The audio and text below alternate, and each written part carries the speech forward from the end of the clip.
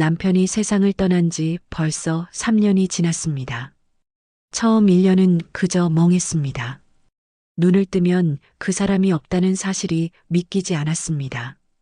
식탁에는 여전히 2개의 밥그릇이 놓여 있었고 텔레비전 소리가 너무 크게 들렸습니다. 침묵이 이렇게 무겁다는 걸 그때 처음 알았습니다. 결혼 생활 37년 동안 저는 늘 아내였고 엄마였습니다. 누군가의 딸이자 며느리로 살았지만 나로 살아본 적은 없었습니다. 남편은 성실한 사람이었어요. 무뚝뚝했지만 가족에게 헌신적이었죠. 그래서인지 저는 늘 그 사람의 뒤에서 살았습니다. 남편이 좋아하는 반찬을 만들고 남편이 정해놓은 시간에 맞춰 움직이고 남편의 취향에 맞춰 옷을 골랐습니다. 그게 당연하다고 생각했습니다. 그런데 남편이 떠나고 나서야 깨달았습니다. 저는 제 인생의 주인공이 아니었다는 걸요. 그저 누군가의 곁을 지키는 조연으로 살았던 겁니다. 장례를 치르고 나서 집으로 돌아왔을 때의 공기는 참 이상했습니다. 냉장고 돌아가는 소리만 또렷하게 들렸습니다. 그날 밤 저는 처음으로 울지 않았습니다. 너무 낯설고 어색했거든요. 마치 제 인생이 멈춰버린 것 같았습니다. 그 다음 날부터는 매일이 전쟁이었습니다. 아침에 눈을 뜨면 오늘 하루를 왜 살아야 하지 하는 생각이 들었어요. 아이들도 각자 바쁘게 살고 있었고 저는 그저 하루를 버티는 게 목표였습니다. 사람들은 시간이 지나면 괜찮아진다고 말했지만 그건 거짓말이었습니다. 시간은 아무것도 해결해주지 않았습니다. 2년째 되던 해 우연히 마을 복지관에서 노래 교실을 한다는 소식을 들었습니다. 그날따라 유난히 집에 있기 싫어서 그냥 나갔습니다. 노래는 잘 못하지만 사람들 속에 있으니 숨이 좀 쉬어졌습니다. 그게 시작이었어요.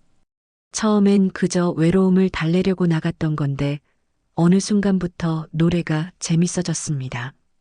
악보를 보고 박자를 맞추다 보니 생각이 잠시 멈추더라고요. 그 시간이 참 고마웠습니다.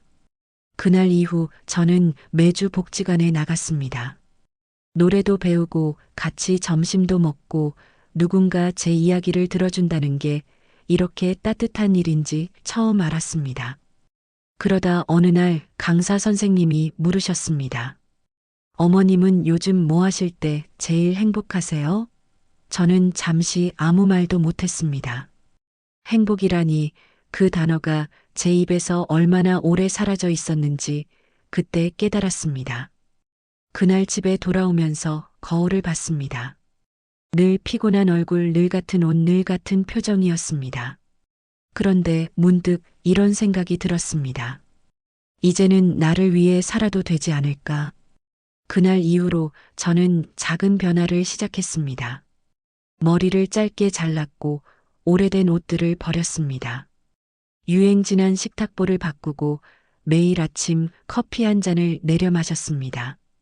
그 사소한 일들이 제 삶을 조금씩 바꿨습니다.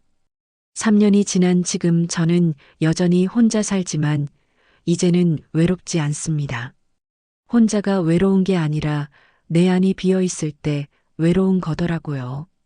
이제는 제 안을 채워가는 중입니다.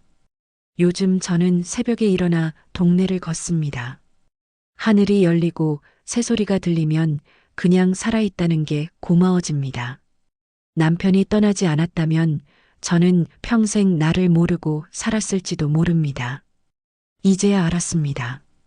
사람은 누군가의 곁에서만 존재하는 게 아니라 혼자일 때도 충분히 의미 있는 존재라는 거리요. 남편의 사진을 바라보며 종종 말합니다. 당신 덕분에 이제야 나를 알아가요. 그 말이 슬프지 않습니다. 그 사람은 제 과거이고 저는 지금 제 현재를 살고 있습니다. 이 사연을 듣고 계신 분들 중에도 저처럼 혼자가 된 분들이 있을 겁니다. 처음엔 두렵고 막막하시겠지만 그 시간은 결코 버려진 시간이 아닙니다.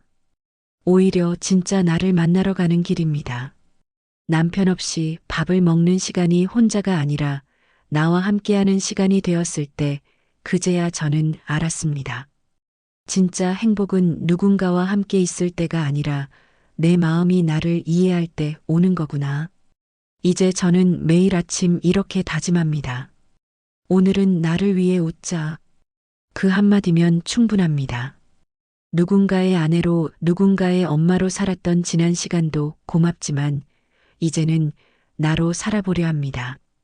그리고 마음속으로 조용히 말합니다. 당신 먼저 떠났지만 이젠 나도 잘 살아볼게요.